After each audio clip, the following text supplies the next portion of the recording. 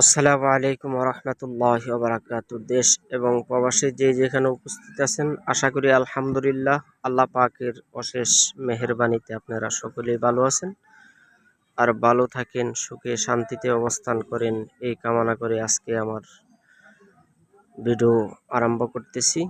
যদি আমার চ্যানেলে নতুন হয়ে থাকেন, চ্যানেলটি সাবস্ক্রাইব করে দিবেন।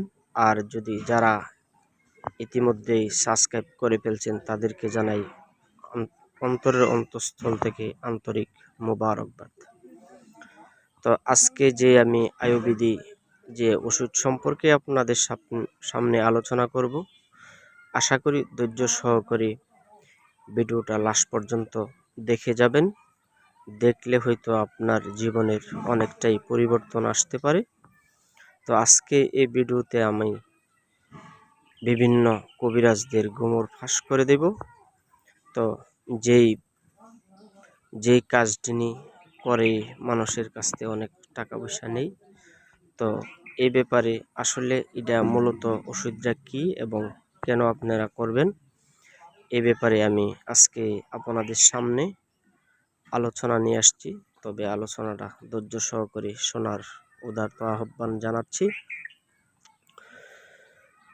আর কি বলবো, যে গাছটি আপনাদেরকে আমি দেখানোর চেষ্টা করতেছি, গাছটি বিভিন্ন বনে জঙ্গলে হয়ে থাকে। এই যে সেই গাছ, এই গাছটির নাম হলো মুসিদানা গাছ। আমাদের এলাকায় এই গাছটিকে আসলে মুসিদানা গাছ বলে অবহিত করে থাকে। গাছটি খুব একটি উদ্ভিদ গাছ, আয়ুর্বেদী বিভিন্ন ওষুধ সমৃদ্ধ একটি গাছ। এই গাছের মূলত একটা খুব গুরুত্বপূর্ণ একটা কাজ রয়েছে। এই কাজটার ব্যাপারেই আজকে আপনাদেরকে আমি ধারণা দিতে চাচ্ছি ইনশাআল্লাহুল আজিজ। তো আপনারা যদি এই গাছটি কিভাবে সেবন করবেন এবং কিভাবে আপনারা ব্যবহার বিধিগুলো জানবেন, এই ব্যাপারেই আমি আজকে আলোচনা করব। এই গাছ দিয়ে আপনাদের কি কি উপকারে আসতে পারে, এই গাছের আলোচনা আজকে আমি করব ইনশাআল্লাহুল আজিজ। এই যে দেখেন সুন্দর সুচালু একটা পাতা, যাকে বলা হয় মুসিদানা পাতা। এটার সাথে আরেকটা আছে, ওইটা হইল সৈন্যলত, ওইটা না। যেমন দেখেন সৈন্যলত এবং মুসিদানা পাতার মধ্যে পার্থক্য হইল এতটুকু। এটা হইল সৈন্যলত আমরা বলি, আর এটার পাশে আরেকটা গাছ আছে যাকে আমরা মুসিদানা বলি। দেখেন সৈন্যলত আর মুসিদানা দুইটা দুই রকম, ঠিক আছে। এটা হইল মুসিদানা, এই যে এটা হইল মুসিদানা, আর এটা হইল সৈন্যলত। তবে কাজটা হলো মুসিদানা গাছের।